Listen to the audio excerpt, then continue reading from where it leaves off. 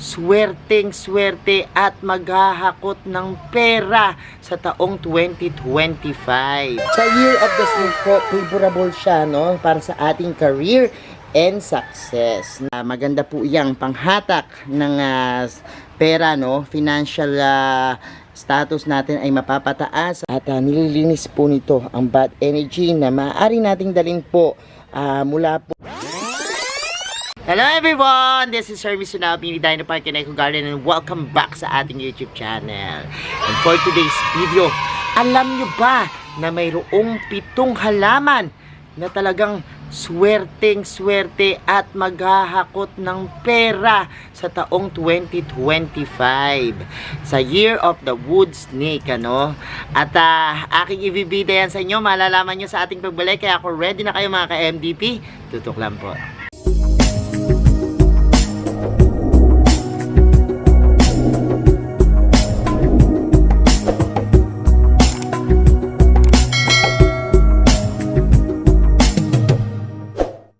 And we're back mga ka-MDP. Kung kayo po ay mga bagong plantito at plantita at naguguluhan kayo, no, kung anong halaman ang inyong aalagaan sa taong 2025, maaari nyo pong subukan ang mga ibibigay kong halaman, ano. Meron po tayong 7 sa ating listahan ng mga halamang money magnet kung tawagin, ano, o maghahatak po ng pera, no.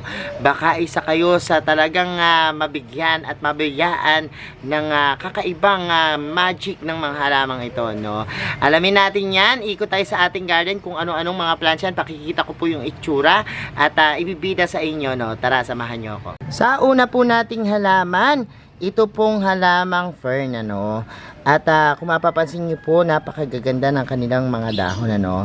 Ang fern po sa feng shui ay nilirekomenda na ilagay po, no, yung halamang ito sa entrance ng ating mga bahay, ano, or ng ating mga negosyo sa ating workplace, ano. At dahil po ito'y nag-a-attract ng money at syempre po nag-welcome ng good luck.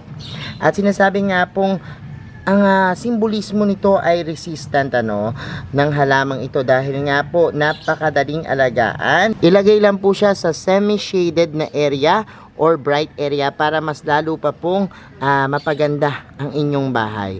Malaking din po ang benepisyo nito dahil nag-a-absorb po ito ng mga toxin sa hangin na yan po yung kalimitan na binabatayan upang maging maswerte o mag-attract ang ating halaman ng pera, no, at kayamanan. Sa pangalawa po nating halaman, itong Pachira aquatica, no, o mas kilala po natin sa tawag na money plant. Minsan tinatawag rin po itong chestnut, no, o kastanya sabi nung iba. Yan yung taguri dyan, ano. Pero ito po ay napakaganda at napakalakas humatak ng pera, no, sa taong 2025.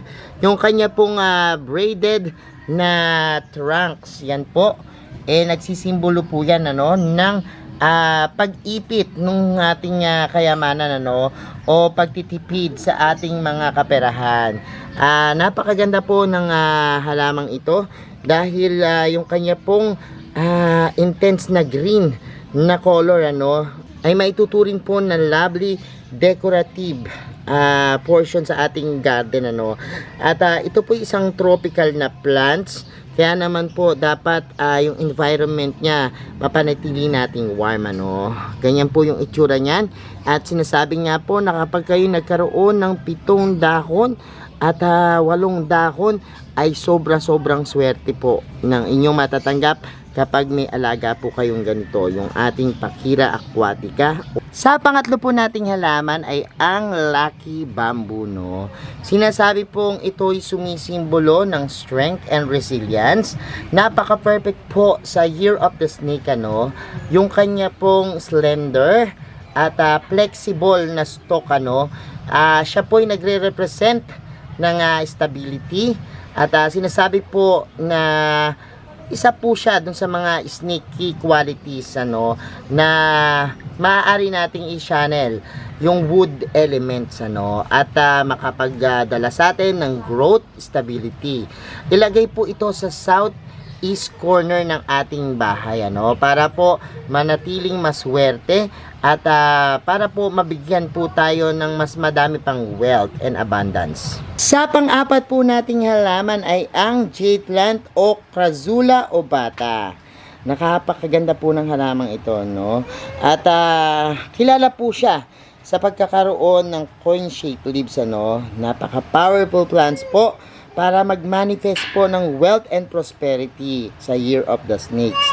Nagre-reflex din po siya ng snake transformative nature, ano? Sa pamamagitan po ng pagtulong po sa atin na papalago yung ating financial fortune. Pagmasdan niya po yung mga halamang ito, ang gaganda po nung kanilang dahon at napakaganda po talagang ipang display, ano, sa ating bahay dahil ito pong jade plant po ay sumisimbolo din po ng pag-asa at syempre yung tamang pag-iimpok ng kayamanan dahil po ito ay nag-store ng tubig sa kanyang katawan at ang ibig po sabihin yan ay mapapangalagaan natin yung ating mga kayamanan. Kaya nga po sa 2025 Year of the Wood Snake, maganda pong meron kayo nito. Sa panglima po nating halaman, ito pong mga Anthurium flamingo, no? Ito pong Anthurium flamingo, napaka-vibrant po nung appearance at evergreen po, ano, yung itsura niya, no? Kapag i-display nyo nga po siya, parang mga plastic sa ating bahay. At sinasabi nga po nito, yung kanyang nature na katangian na napakaganda ay sobrang steady sa pag-flow ng positive energy sa ating environment place. Ilagay lang po ito sa south-facing direction, ano, para ma-enhance po yung fire element at makapag-stimulates po ng growth opportunities. Sa Year of the Snake po, favorable siya, no, para sa ating career and success, no? Napaka-exotic din po nung kanyang mga flowers, ano? At sinasabing ini-express nito yung hospitality at elegance, no?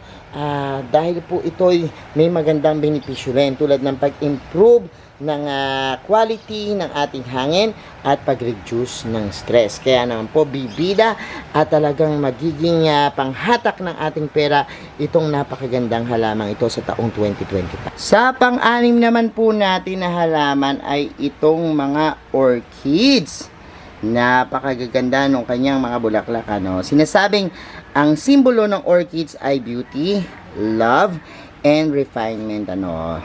Naka-align po siya, no, perfectly sa ating graceful and transformative energy ng wooden snakes, no. At elegante ang flower niya na nagsisignify po ng purity at nagsisignify din po yan ng harmony, no.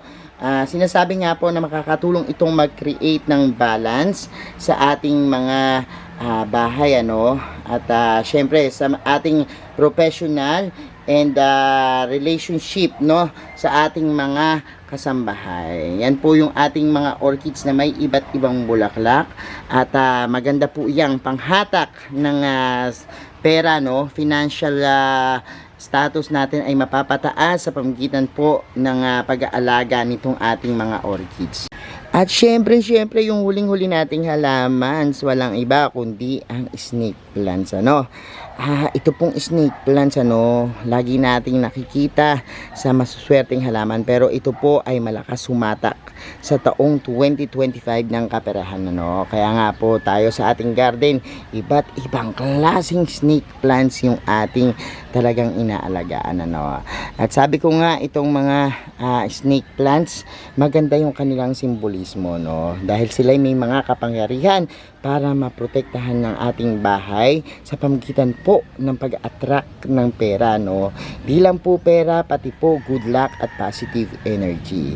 At ngayon nga pong taon nito, napakaganda na meron kayo nung ating tinatawag na millionaire snake plants, ano. Yan pong ating whale pin na tinatawag.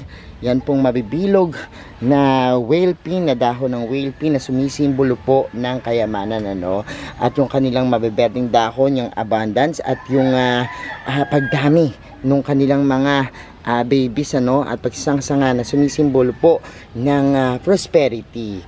Yung kanya pong kamay, hugis kamay na nakalahad papunta po sa langit.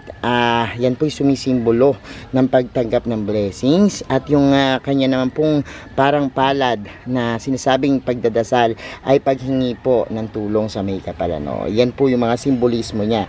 Maganda pong ilagay ito sa tamang posisyon, ano, dahil kapag hindi nyo nilagay ang halamang ito sa tamang posisyon, maaring hindi kayo makakuha ng magandang swerte o pag-aakit ng pera, no.